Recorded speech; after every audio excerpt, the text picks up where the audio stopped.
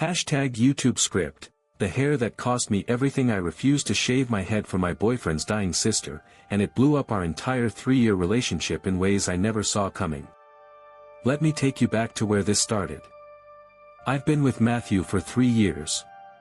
And I know everyone says this, but we really did have something special. I genuinely believed we were going to get married, have kids, the whole thing. He was my person, you know. We had this easy relationship where things just worked. No drama. No games. Just us against the world. But here's the thing about 3 years together, sometimes you don't really know your partner until something tests you in a way you never expected. Matthew's family lived about 3 hours away.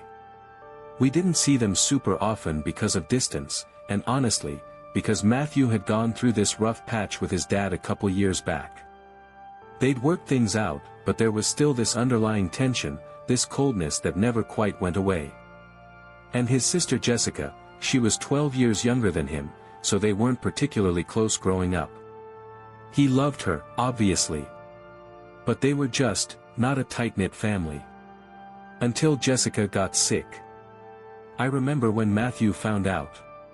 He called me from work and I could hear it in his voice immediately, something was really, really wrong. His sister had cancer. She was in her early teens, and she had cancer. Everything changed after that. Matthew started visiting her more. He'd go down for weekends, sometimes during the week if he could get out of work.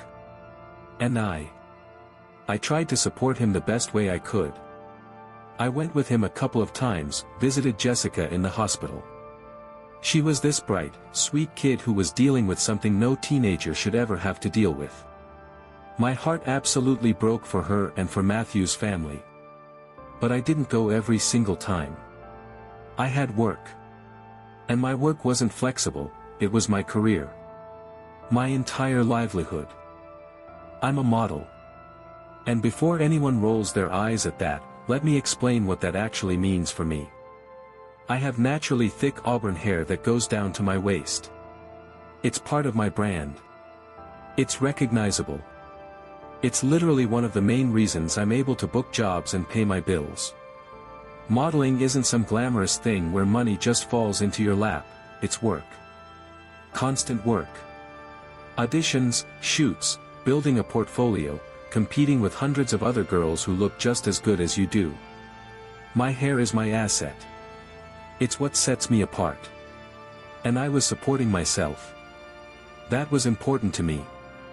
I didn't want to depend on Matthew financially, even though he made decent money. I wanted to be independent. I wanted to know that if anything ever happened, I could take care of myself. So yeah, I had work commitments that kept me from visiting as much as Matthew did. But I did visit. I went twice on my own, without him, to see Jessica in the hospital. I brought her things to make her feel better, I sat with her, I treated her like the person she was, not like a sick person, but like a young girl going through something awful. Fast forward to a Friday night in July. Matthew's mom called and asked if we could come over. She sounded excited, which was weird. Matthew was excited too. He said something special was happening and wanted me to be there for it. We get to his parents' house and the second we walk in, his mom pulls out scissors and shavers. Just pulls them out like she'd been planning this. The whole family is shaving their heads for Jessica, she announces. In solidarity. So she knows she's not alone. And I just froze. I understood what she was trying to do. I got the sentiment. I got that it was coming from a place of love and desperation, like if we all suffered a little bit with Jessica, it would somehow make her suffering easier. It's a beautiful impulse, actually. It really is. But I couldn't do it. I politely, respectfully declined. I explained my situation.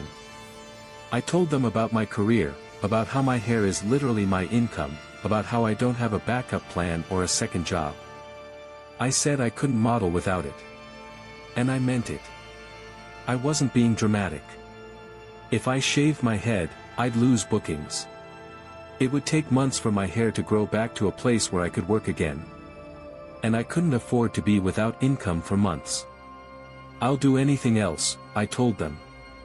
I'll raise money. I'll run a charity event. I'll do 1,000 other things. But I can't do this one thing. Matthew lost it. He got angry in a way I'd never seen before.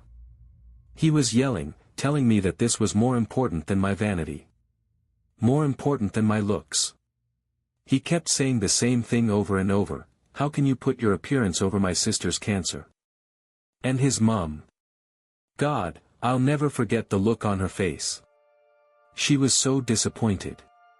Disgusted, even. She told Jessica that I wouldn't shave my hair because I was vain. Just like that. She framed my entire decision as pure narcissism in front of a dying teenager. I tried to talk to Jessica directly. I apologized and explained that it wasn't about vanity, it was about my career, about being able to take care of myself. But I could see in her eyes that the damage was already done. Her mom had gotten to her first. We left that night in silence. And we barely spoke for weeks. Matthew said he needed space. Space to consider if he wanted to be in this relationship. He couldn't look at me the same way. Every interaction felt cold, resentful. I kept trying to open the conversation, kept saying that I loved him, that I was sorry he was hurting, that I wanted to find a way through this. But he just couldn't get past it. He kept coming back to the same argument. How could I choose my career over his sister? How could I be so selfish? Didn't I understand what his family was going through? And here's the thing that kept me up at night, I did understand. I understood perfectly. I was devastated for Jessica. I was heartbroken watching Matthew suffer. But understanding someone's pain doesn't mean you have to sacrifice your own livelihood to prove it. That's what I kept trying to explain, but he wouldn't hear it. But here's where it gets interesting. A few weeks into this Cold War between us, I decided I wasn't going to just accept this. I loved Matthew. I wanted to save this relationship. So I did something radical, I made an appointment with a therapist and I asked Matthew to come with me. He was skeptical, but he went. And in that therapist's office, something shifted. The therapist asked Matthew to explain why my refusal hurt so much. And he couldn't. He couldn't articulate it beyond, she should have done it. The therapist pointed out that I had visited Jessica multiple times. That I had shown up emotionally and physically for his family. That I had offered alternatives that would have also helped. But she wouldn't shave her head, Matthew kept saying. Why does that specific act matter so much to you, the therapist asked. And that's when Matthew broke down. He cried in a way I'd never seen. Because it wasn't really about the hair. It was about feeling helpless. His sister was sick and dying and there was nothing he could do to save her. And when his family decided to do this gesture, this visible, symbolic gesture, he needed everyone to be on the same page. He needed to feel like they were all fighting this together. When I said no, it felt like I wasn't fighting. Like I didn't care. But I do care, I told him. I care so much. I can't sacrifice everything. We went to several more sessions together. Slowly, things started to thaw. Matthew apologized. He said he knew, logically, that I had made the right decision. That asking me to tank my career to prove my love was unfair and selfish. But emotionally, he'd been in such a dark place that he couldn't see that. His mom was harder to convince. She held on to her anger for much longer. But eventually, Matthew had a conversation with her, a real conversation where he explained that I had shown up for Jessica in meaningful ways, and that his sister loved me despite what his mom had told her. Jessica, by the way, was angrier at his mom for misrepresenting me than she was at me for not shaving my head. Because Jessica was wise beyond her years and understood that I had my own life, my own career, my own reasons. Within a few months, things had mostly normalized. Not perfectly, there was still some tension with his mom that lingered. But Matthew and I came out the other side of it stronger. He learned that I wouldn't sacrifice my entire identity and independence for him, and he actually respected that about me.